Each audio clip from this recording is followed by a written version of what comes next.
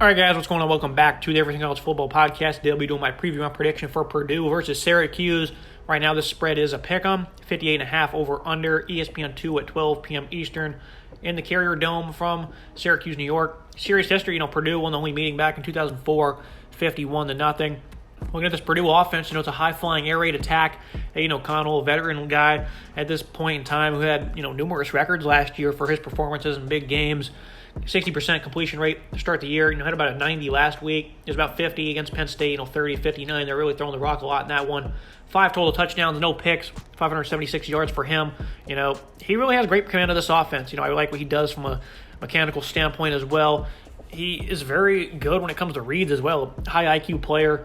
I love what O'Connell has done over the past 2 seasons, really. Now it's really gotten him to this point. It was for a lot. Him and Jack Palmer were battling back and forth for a couple years. He ended up beating him out here. He's got the job. So Aiden O'Connell, he's a really good quarterback. He's going to continue to grow. Has not made many mistakes this year. Looking at the receiving core, though, Charlie Jones comes over from Iowa, as does Tyrone Tracy. It was kind of funny because these guys last year got torched, Iowa did, for 500-plus yards. The secondary was one of the nation's best, got flamed. And then 2 of the receivers come over and join that passing attack. So that's kind of funny there. Mixed in, with David Bell leaving, a suspension to Milton Wright. They weren't really depleted because they still had some depth, but they did lose their top guys from a year ago. Charlie Jones, he's the leading receiver, 21 receptions, 286 yards, and 4 touchdowns through 2 games. I believe him and O'Connell knew each other as childhood friends or something, or I think they went to high school together, something along that nature. And that previous chemistry is certainly showing off. The next best receiver is Marshawn Rice, who has 3 grabs for 59 yards. That's a big gap in terms of production. Jones has been getting everything here so far through these 2 games. Tracy not far behind, 6 for 54. And Payne Durham, only 4 grabs, 50 yards, but he was one of their top pass catchers a season ago. You can expect him to make big plays down the seam for you. TJ Sheffield, he's another one of those veterans. I like Brock Thompson's speed downfield. They got plenty of options, basically, is what we're trying to say here. The running game, averaging about 146.5 per contest so far. Obviously, you're not going to put up big numbers in this offense running the ball, but they need to be more efficient. The last couple of years, they've been in that 2.8 yard per carry number. We want to see more than that this year. So far, they're off to 4.3. They did kind of boost their numbers a bit last week. Struggled against Penn State, though, 2.7. At least early on that game, King Doerr was putting in some nice runs. They did score 2 touchdowns, so that's nice. They're able to at least cap off their drives or pick up short yardage with these backs. It's been a mixed bag, though. 4 different guys have double-figure carries. Kobe Lewis, the transfer. King Doerr is still kind of the leader, though. He does have 3 touchdowns, but he's third on the team in rushing. Dylan Downing and Devin Maccabee, those guys have taken over in terms of yards. They're all pretty similar in terms of production. So the running game, efficiency is all they're really looking for there. They might be able to get some of that here. But I think, moving fast, these quick air raid routes they run, that's really what mixes teams up. I think it's a heck of a matchup for Syracuse, but overall Purdue, very sound offense. Put up 31 and then lost to Penn State. They're up to 43.5 per game after last week's big-time effort over Indiana State. So Purdue, a great offense. The offensive line, they're still pretty young, though. And Syracuse, they're not really big or deep on the defensive line. So I do think they're not going to be challenged too much. But overall, I love the weapons. I love the quarterback. This is going to be a tough matchup all year long for any football team. Looking at the offense for Syracuse now. Speaking of the offense I love, this is a very one-dimensional unit for Syracuse, even though Garrett Schrader's had a pretty good year. To start things off passing, 264 yards per game, 5 touchdowns, completing about 80%. Looked really good against Louisville.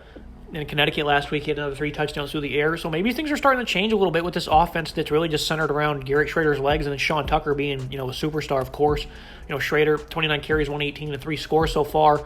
I just love this pairing they have, this duo. Schrader's a guy who, he's going to fight for every yard. He works hard. He will put himself on the line for this football team. You got to love that about him. Devon Cooper, one of the lone seniors in this receiving core. Everyone else, their list is a sophomore. Very young group of guys. Some of the guys have been around 3 years now. Like Damian Alford, he had a 47-yard touchdown. That was his only grab of the season. They're averaging about 14 yards per catch. So these guys, kind of like Courtney Jackson as well, a lot of these guys, they only have a handful of receptions on the year so far, where they're big for big plays. Sean Tucker, though, he leads the team in rushing and receiving. 10 grabs, 101 and a score. He had a big play against Louisville there, and 212 and 2 scores. On the ground, he's been highly productive. He's one of the most highly usaged backs in all of college football. He gets a lot of work, doesn't matter who they're playing, and he seems to hit the century mark running the ball every time he gets a look. He's really good. Sean Tucker can be tough to contain, 5'10", 210. Just, the skills are off the charts for Schrader and Sean Tucker. I love what this offense brings to the table. It's going to be an interesting matchup for Purdue because they lost a lot especially in the pass rush. So I think that might give them a leg up. The pass rush for Purdue, they lost a lot from last year. That's kind of showed early on in this season as well. That's not great news when this receiving game is kind of picking up tempo a little bit. They're really picking it up downfield. We'll see if that lasts all year long. But Sean Tucker and these running backs, these guys, you can guarantee about 200 yards out of this running game per contest. Overall, very sound unit for Syracuse. Another thing with them, though, they got a lot of size on this defensive line. Guys like Dakota Davis, Christopher Bleach. These guys are pretty big and nasty. The size on this offensive line would kind of shock some people. Christopher, for example, 6'6", 326. That's pretty impressive there at guard. So that's one thing you got to look out for is the size of this offensive line mixed with the skill they have on the backfield. And then there's a transfer that came over in LaQuint Allen. He's rather a freshman. He's a talented player as well. So at running back, he can kind of tear you up if he gets some opportunities. I'm very interested to see how this offense does against this defense. Pretty interesting matchups all around.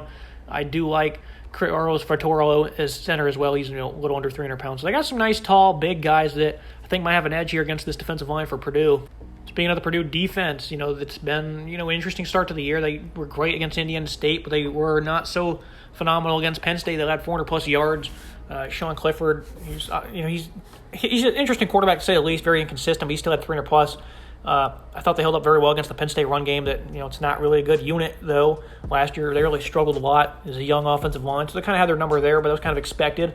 But, still 300-plus allowed, give a big touchdown before the first half.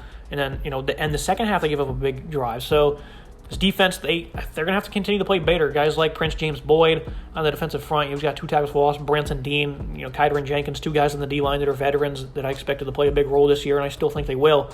Kind of trying to see who steps up, though, on the other parts of this unit. You got guys like Chris Jefferson and Cam Allen, who are seniors in the secondary. That's obviously great. Jalen Graham at linebacker, I like him. Kyron Douglas, another one of those guys.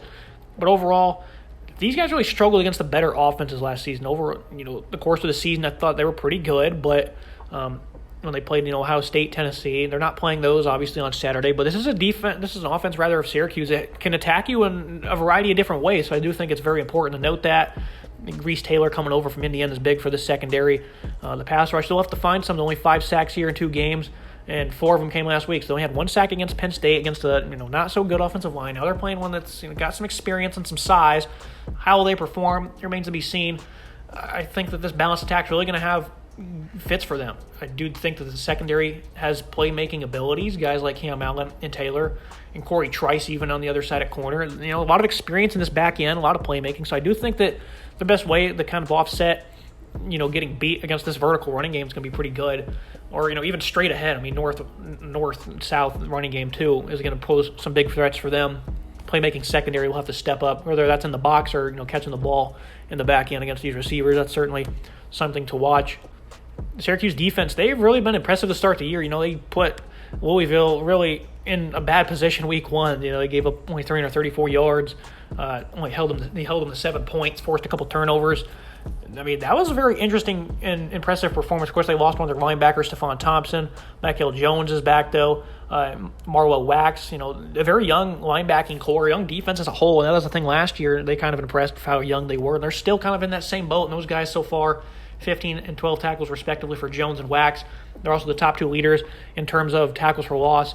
The Syracuse defense, the one thing about them is they've allowed a pretty bad completion percentage, allowing 78.6% of passes to be complete. Louisville, they held their own. They forced 2 picks. They held them 200 yards under. The big plays were not there for the card one bit. Still out 74%. UConn, 84%. So right now, the secondary, they're giving up a lot of completions, and that's going to be a problem when you're facing this offense. That's what they thrive on, is high completion percentage. They do a lot of high upside throws. Garrett Williams, though, at corner, he's phenomenal. We'll see if he matches up with Charlie Jones. That should be a heck of a matchup.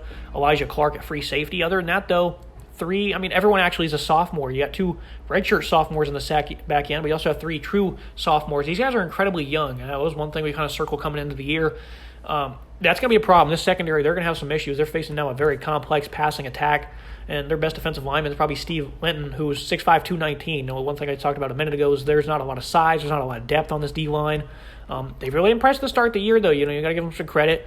The Louisville game, rather, they kind of held this offensive running game in check because they got a lot of speed and they got a lot of skill. And, they were not getting beat up too badly against them. held them to only 137 yards rushing. But I do think that it's a completely different matchup here. I do think that they're going to be in some trouble because the D-line, just the size, they're going to kind of get beat up on the interior a little bit. But the youth in the secondary, that's certainly not going to favor them when you play a passing attack like this. So I'm very concerned about the Syracuse defense in this one. Very encouraged with the progress that they're getting here out of this unit. I like what they're bringing to the table. Dino Babers, very young unit. Michael Jones in the middle, he's phenomenal. He's really going to control things, but I do think they're a little outmatched against this receiving core. Playing team comparisons, I think quarterback, you get the edge in O'Connell, but Schrader's really doing a lot for them as a balanced dual-threat guy. Love the toughness, love the playmaking, so not far behind. Running back, I got to give that one to the Cuse. Sean Tucker is just phenomenal, and this is not a team in Purdue that likes to lean on the running game much. I do like King Duru, pretty solid back. Pass catchers, a lot of youth for Syracuse against a lot of experience rather for Purdue.